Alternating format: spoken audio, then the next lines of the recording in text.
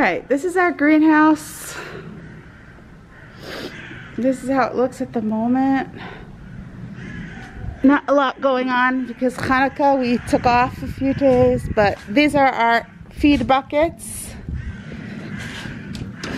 This is all our feed, our grain that we give to our chickens and turkeys and quails. And I like to soak them.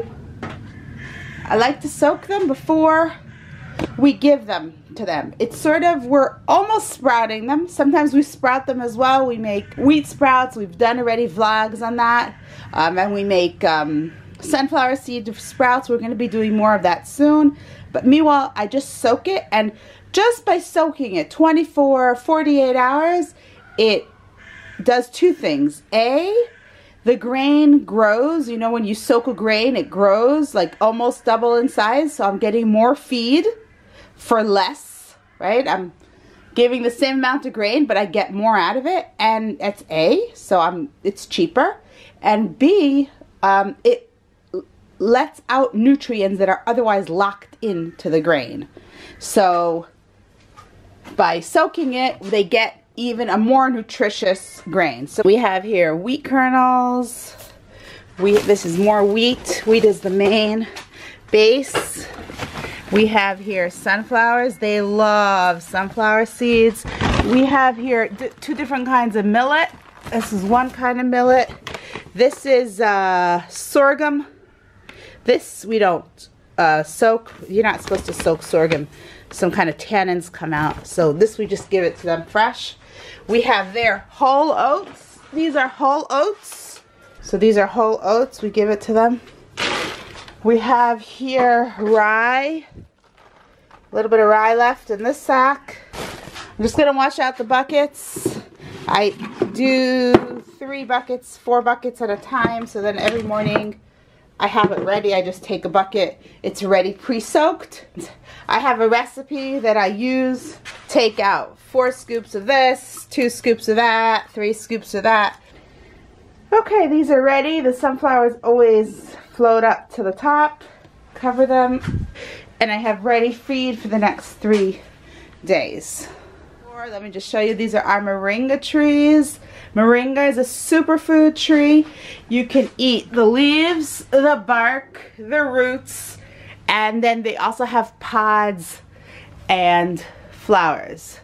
So we grew these from seed and we brought them inside because I don't think the Yerushalayim weather is so good for them. So we brought them in to overwinter and we'll see how they do.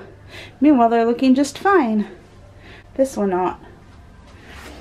It's funny, this one was the only one to flower and then die.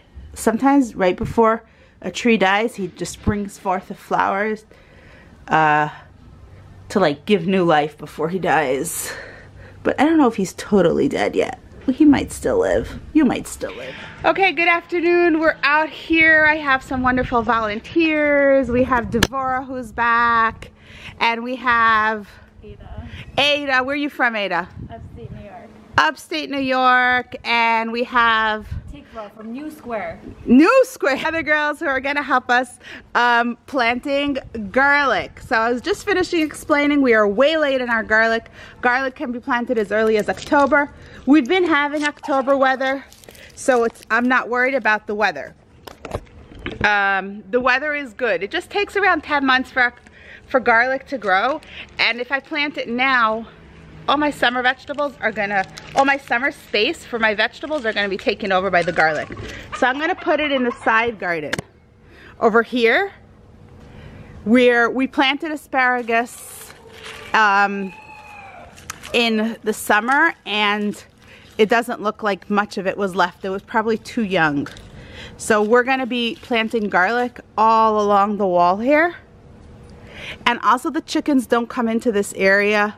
They're still in the garden, so they don't come into this area, so hopefully they won't be eating our garlic. What we're gonna do is we're gonna take regular Chinese garlic. Everyone with me? We're gonna take regular Chinese garlic. Unfortunately, I wasn't able to find the better garlic that I usually plant with. Israeli is the best, but Spanish is also good. We're gonna go for it with the Chinese garlic. We're gonna take off the outer peel, okay? The thin outer peel, and we're gonna separate it into just pieces like that. We're gonna stick them whole into the ground. The garlic has everything it needs to grow. So we're just gonna stick it whole with the bottom on the bottom. That's where the roots are gonna come out, and this is where the shoots are gonna come out. So we're just gonna stick them in. We wanna stick them in around, what is this, 10 centimeters apart?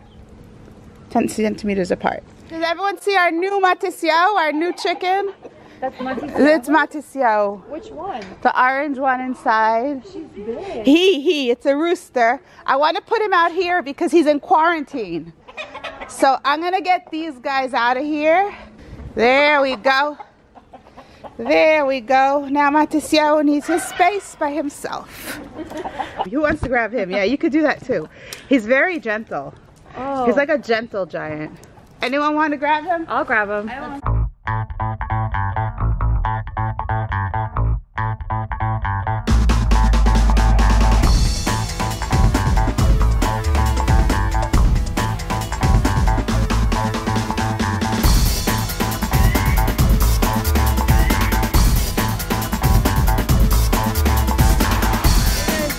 First time holding a chicken. No, it's not. What's your chicken connection? Well, I grew up going to hippie farm camp.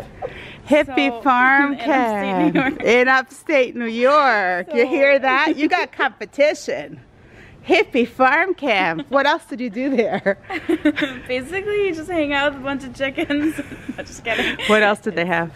They had a big farm, and they had goats and sheep and... Wow! So we need to see more of you here.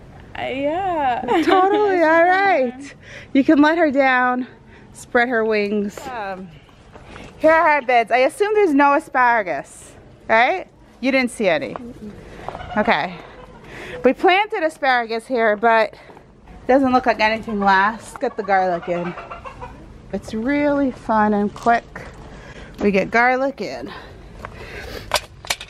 Remember that the flat part is the bottom, the pointy top is the top, and we're just gonna stick it in and cover it.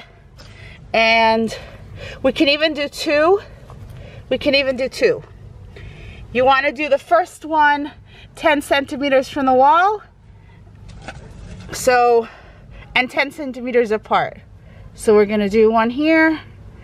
Maybe we'll lay them in and then push them in so we can see how our spacing is. Okay, and then we did one there, so we'll do one here. In between the rows, it should be around 20 centimeters. Oh, you're upside down, I think. Oh, right. Yeah? Remember the right. Right. It's important for garlic.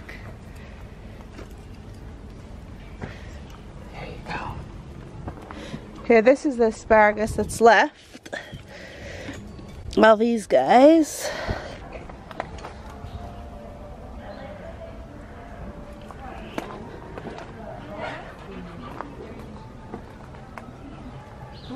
When we're finished planting the garlic, which is right up there, we have our leaf mulch and our dry grass mulch. These are all the leaves from campus that have been chopped, and they are going to be put on top of the garlic to cover it, and that's going to be its blanket for the winter.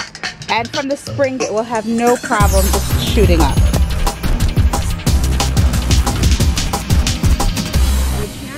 You can. If there's any garlic left, you can. So once we put the garlic, we space the garlic how we want it, and then we're going to come and push it all the way in and make sure it's totally covered, okay?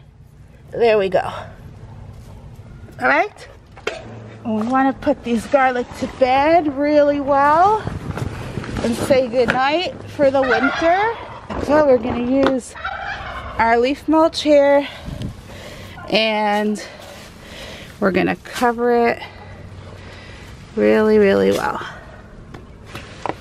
Like that. And then we're going to water it in. And that's it. We're going to say goodnight and wait to get some tasty garlic in the spring. In the summer, actually, because it's going to take a while.